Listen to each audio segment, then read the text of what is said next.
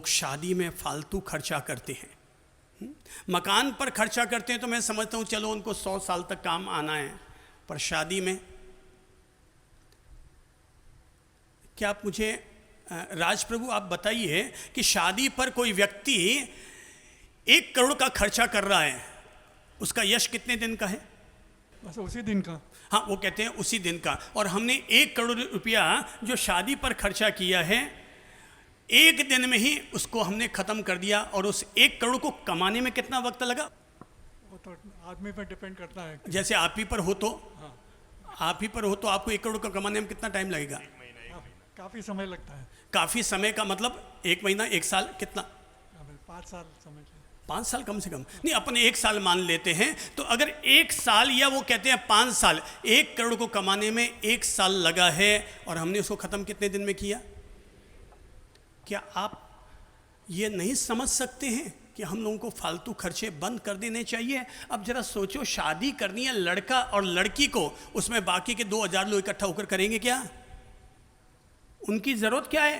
आप फ़ोन करके कभी मद्रास से बुलाते हैं, बॉम्बे से बुलाते हैं, यहाँ से बुलाते हैं, वहाँ से बुलाते हैं, बैंड वाला पंजाब से बुलाते हैं, नृत्य करने वाला गुजरात से बुलाते हैं, अलग अलग जगह से कैटरिंग वाला हम मारवाड़ से बुलाते हैं, अलग अलग जगह की हम लोग अलग अलग तरीके की चीज़ें खर्च कर रहे हैं।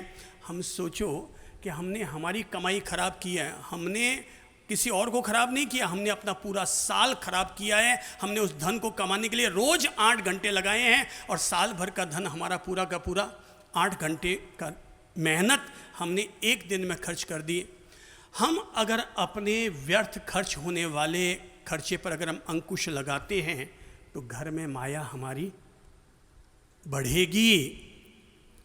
कोरोना काल में किसी की शादी हुई है क्या? यहाँ कोई है? कोरोना काल में किसी की शादी हुई? अच्छा, आपके घर में कोरोना काल में शादी हुई, खड़ी हुई है तो कोरोना काल में कितने बाराती गए आए? 15 गुरुदेव। कोरोना काल में 15 लोग गए थे। अब जरा बताइए, 15 लोगों में शादी हो गई थी कि नहीं? आराम से हुई थी, उसमें भी 10 लोगों को बाहर बैठाना पड़ा। ओहो, वो अच्छा, वो कहते हैं 15 लोग लेकर गए थे हम और 15 लोगों में उनकी शादी हो गई थी।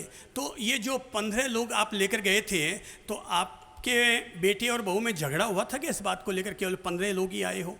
उनके बीच में नहीं हुआ। हाँ, वो तो उल्टे 10 गुने खुश हुए। अरे बेटी वाले तो 1000 गुने ज्यादा खुश हुए और भगवान से प्रार्थना करने लगे, भगवान ऐसा वक्त हमेशा रहे कि हमारी कन्यादान इतने सस्ते में निपट जाए। बिल्कुल सही बात है। कितना अच्छा हो। लोग अगर त्याग करना चाहते हैं, आप लोगों में से कोई जमी कंद का त्याग करता है, कोई रात्रि भोजन का त्याग करता है, कोई उपवास करता है, मैं कहता हूं अगर त्याग करना ही है तो ये सबसे बड़ा त्याग कीजिए कि जब भी मेरे बेटे की शादी होगी मैं दहेज नहीं लूँगा। अगर त्याग करना है तो ये बड़ा त्याग कीजिए। जी, क्या ये बहुत बड़ा त्याग करवा रहा हूँ? क्या त्याग कहा मैंने? कि मैं अपने बेटे की शादी होगी तो क्या नहीं लूँगा? दहेज नहीं लूँगा। ये बहुत बड़ा त्याग है। ये बहुत बड़ा त्याग है ये कि मेरे बेटे की शादी होगी तो मैं दहेज नहीं लूँगा। अगर आपने अपनी बहू रानी के पीहर वालों से अगर दहेज नहीं लिया है तो बहू आते समय अपनी किस्मत रेखा अपने साथ लेकर आई है। अगर आपने दहेज नहीं लिया तो उसकी किस्मत आपका साथ देगी और आपका घर पहले जितना अमीर था उससे 4 गुना और ज़्यादा अमीर हो जाएगा। ये त्याग है। ये है कोई आप में से हिम्मत वाला जो ये कह सकता है कि साहब मेरे बच्चे की शादी होगी तो मैं दहेज नहीं लूँगा? हमने एक भी पैसा नहीं लिया था सर। हैं? हमने एक भी पैसा कुछ भी नहीं लिया था। आपने एक भी पैसा नहीं लिया, कुछ भी नहीं लिया? और अगर ऐसा है तो आप क्या सब लोग चाहेंगे इनका समर्थन करना? और गुरुदेव एक बात और कहूँगा कि अगर कोरियोग्राफर की दृष्टि से देखें फोटोग्राफी में, वो उतने ही सुंदर फोटो आए, अगर भीड़ होती तो भी उतने ही आते। वो कहते हैं भीड़ होती तब भी उतने ही आते, हर चीज़ में सुंदरता थी। आप में से और भी कोई है क्या जो ये प्रण कर सकता है कि साहब मेरे बच्चे की शादी होगी तो मैं केवल कन्या कुमकुम में शादी करके लाऊंगा, दहेज नहीं लूँगा? कोई है? खड़े होकर बताइए तो कौन है?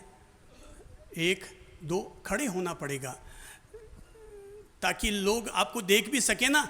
और कभी आप दहेज मांगना चाहें तो लोग ही आपको कह देंगे भाई साहब आपने गुरुजी के सामने प्रण किया था कि मैं अपने बेटी की शादी करूंगा तो कुमकुम में साड़ी में करके लाऊंगा, दहेज नहीं लूँगा। और भी कोई खड़ा होना चाहेगा? कोई बहन खड़ी होनी चाहेगी कि मेरे बच्चे की शादी होगी तो मैं दहेज नहीं लूँगा? 1 2 3 4 5 6 7 8 अभी बाकी, अभी भी कई लोग दहेज के क्या है, समर्थन में कि विरोध में?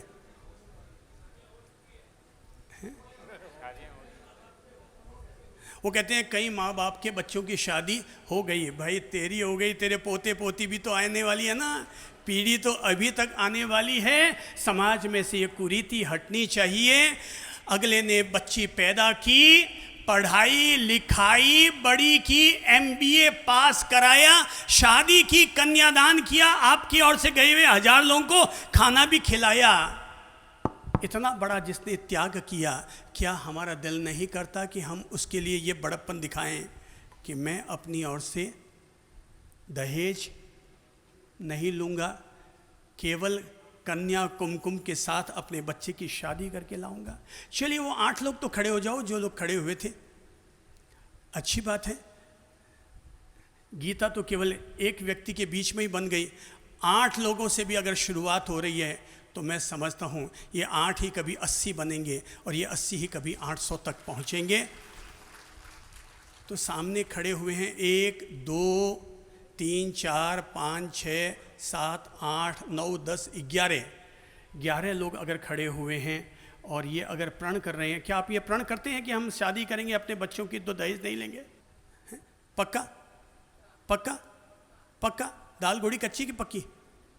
पक्की। वेरी गुड, ताली बजाइए, थैंक यू कहिए, इनको आशीर्वाद दीजिए, परमात्मा के घर से इनको आशीर्वाद मिले। और ये आशीर्वाद मिले, कन्या खुद आपको आशीर्वाद देगी, बहू आपको आशीर्वाद देगी। मेरे प्यारे भाई बंधुओं, धन घर में हो माया, और माया को बचाना, माया को सुरक्षित रखना, ये आपके और हमारे हाथ में है। मैं कहूँगा मेहनत करो, घर में केवल बैठे मत रहो। अगर अकेले पति के कमाने से काम न चले तो बहू भी साथ दे, पत्नी भी साथ दे, बच्चे भी साथ दे, हर रूप में घर में माया बढ़े, इसका काम अपनी ओर से जरूर करो। बिना धन के फोगटियों को कोई नहीं पूछता है, सब लोग ध्यान रखिएगा, हैं, फोगटियों को कोई नहीं पूछता है। कमाओ और वापस लगाओ भी। समाज ये नहीं पूछता तुम्हारे पास कितना है, समाज ये पूछता है कि तुमने अपनी ओर से समाज के हितों के लिए वापस कितना लगाया है। किसके पास कितना है कोई नहीं देखता, पर किसने वापस कितना लगाया है वो आदमी जरूर पूछा जाता है। पहला सुख, सब बोलो, पहला सुख, दूसरा सुख घर में माया। किसी भी काम को कभी छोटा मत समझना, ध्यान रखना, किसी भी काम को कभी छोटा मत समझना। मन छोटा होता है, सोच आदमी की छोटी होती है, काम हमेशा अपने लिए पूजा ही होती है।